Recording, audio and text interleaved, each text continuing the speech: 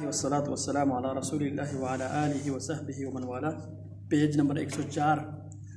لا الہ الا اللہ وحدہ لا شریک لہ لہ الملک ولہ الحمد وہو علی کل شیء قدیر. آج ہم پڑھیں گے ایک تو گناہ سے معافی کا طریقہ. انسان سے اگر کوئی غلطی ہو جائے، کوئی گناہ سرزد ہو جائے تو اس وقت انسان کیسے توبہ کرے گا،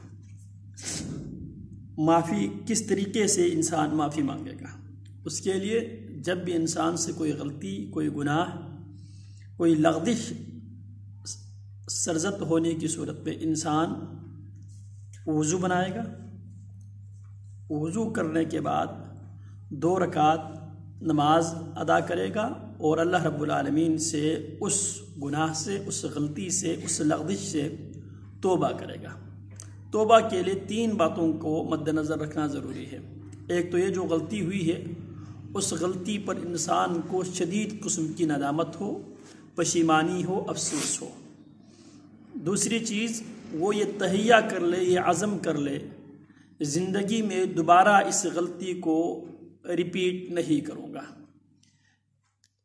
تیسری چیز یہ ہے کہ وہ اللہ رب العالمین سے معافی مانگے. ایک اللہ رب العالمین سے وہ کیا کرے؟ معافی مانگے. اور دوسری چیز جو غلطی ہوئی اس پر اس کو شدید قسم کی کیا ہو، ندامت اور افسوس ہو.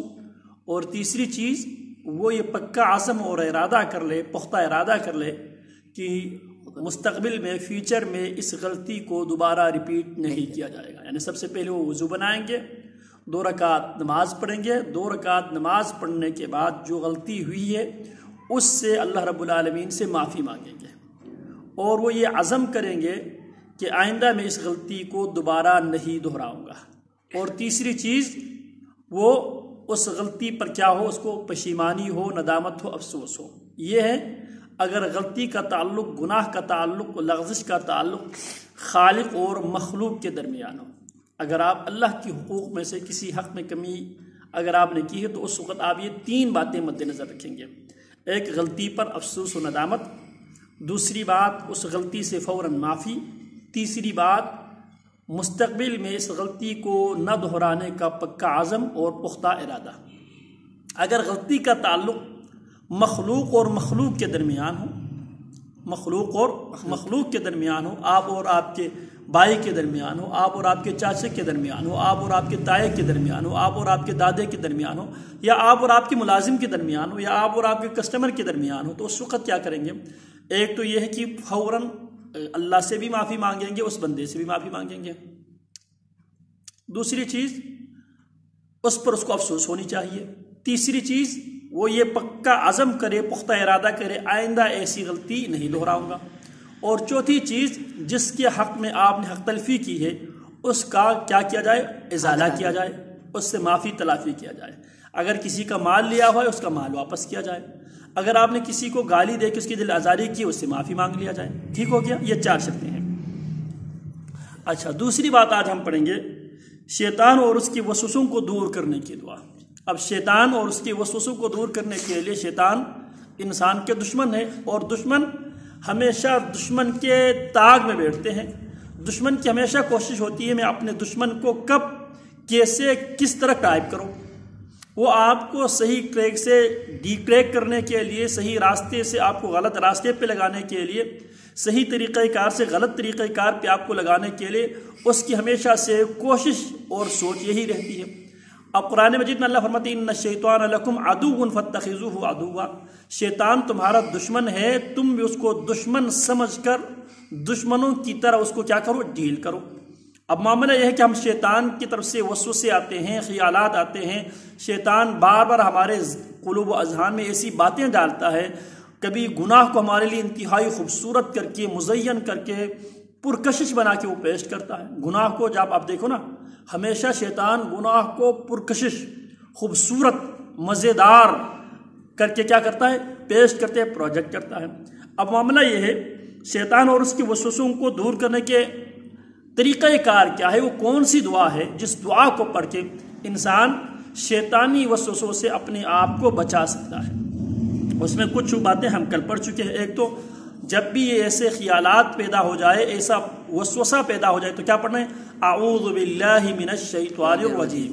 ایک تو یہ ہے اعوذ باللہ من الشیطان الرجیم، ایک یہ ہے اعوذ باللہ السمیع العلیم من الشیطان الرجیم من حمزہ ونفخہ ونفثہ۔ اعوذ باللہ السمیع العلیم، اعوذ میں پناہ مانگتا ہوں، باللہ اللہ کی، کون ہے وہ اللہ؟ السمیع العلیم جو سب کچھ سننے والا اور سب کچھ جاننے والا ہے، من الشیطان الرجیم مردود شیطان کے شر سے میں اللہ کی پناہ مانگتا ہوں، من حمزہ ونفخہ ونفثہ، من حمزہ اس کے چوکے سے، ونفخہ اس کی پھونک سے، ونفثہ اس کے تھوک سے میں اللہ کی پناہ مانگتا ہوں۔ اس کی مختلف جملے ہیں۔ اسی طرح رسول اللہ صلی اللہ علیہ وسلم نے فرمایا اپنے گھروں کو قبرستان مت بناؤ، گھروں میں سورہ بقرہ کی، سورہ آل عمران کی تلاوت کیا کرو۔ کیوں؟ جن گھروں میں سورہ بقرہ کی تلاوت نہیں ہوتی، قرآن مجید کی تلاوت نہیں ہوتی، وہ قبرستان کی طرح قبرستان نما گھر بن جاتے ہیں، اور شیطان ایسی جگہوں پہ شیطان ہوتے ہیں۔ تو لہذا شیطان کو اپنے گھر سے، اپنے کمرے سے نکالنے کے لیے ڈیلی بیس پہ سورہ بقرہ کی تلاوت، اگر نہ ہو سکی تو سورہ بقرہ کی آخری آیات کی تلاوت اور سورہ آل عمران کی تلاوت ضروری ہے، تاکہ آپ اپنے آپ کو شیطان کی وسوسوں سے کیا کریں؟ محفوظ رکھ سکیں۔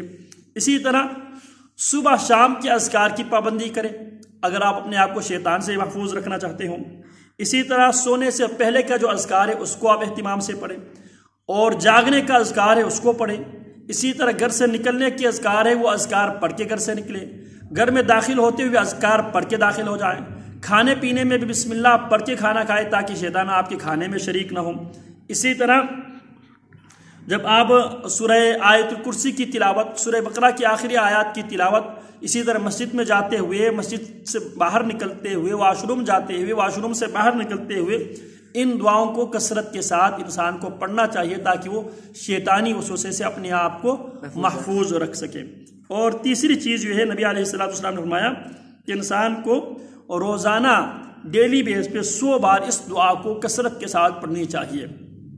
آپ نے فرمایا جو 100 بار ان آیات اس دعا کو پڑھے گا تو پورا دن شیطان سے محفوظ رہے گا، یعنی دن کے ٹائم پہ اگر وہ 100 بار پڑھے گا تو پورا دن شیطان کے شر سے محفوظ رہے گا۔ شام کے ٹائم پہ اس کو 100 بار پڑھے گا اس دعا کو تو وہ صبح ہونے تک شیطان کے شر سے وہ انسان کیا رہے گا؟ محفوظ رہے گا۔ وہ دعا کون سی؟ لا الہ الا اللہ وحدہ لا شریک لہ لہ الملک ولہ الحمد وہو علی کل شیء قدیر۔ لا الہ الا اللہ، لا نہیں الہ کوئی معبود برحق، لا نہیں الہ کوئی سچا معبود، الا اللہ اللہ کے سوا، اللہ کے سوا کوئی سچا معبود یا معبود برحق ہے ہی نہیں۔ وحدہ، وہ اللہ معبود برحق ہونے میں، وہ اللہ خالق و مالک ہونے میں، رازق مشکل کشا ہونے میں، حاجت روا اور بگڑی بنانے والا ہونے میں، وحدہ وہ اللہ کیا ہے؟ اکیلا ہے۔ لا شریک لہ، مخلوق کو پیدا کرنے میں بھی اس کا کوئی شریک نہیں ہے، اور مخلوق کی ضرورت پوری کرنے میں بھی اس اللہ کا کوئی شریک نہیں ہے۔ لہ الملک، اس اللہ کی بادشاہت، پوری کائنات پر اس کی بادشاہت ہے، اور اس کائنات میں بسنے والی ہر مخلوق پر بھی اس اللہ کی کیا ہے؟ ملکیت اور اس کی بادشاہت قائم و دائم ہے، بلکہ ہر مخلوق کی ہر اعضاء پر اس اللہ کی کیا ہے؟ بادشاہت قائم ہے۔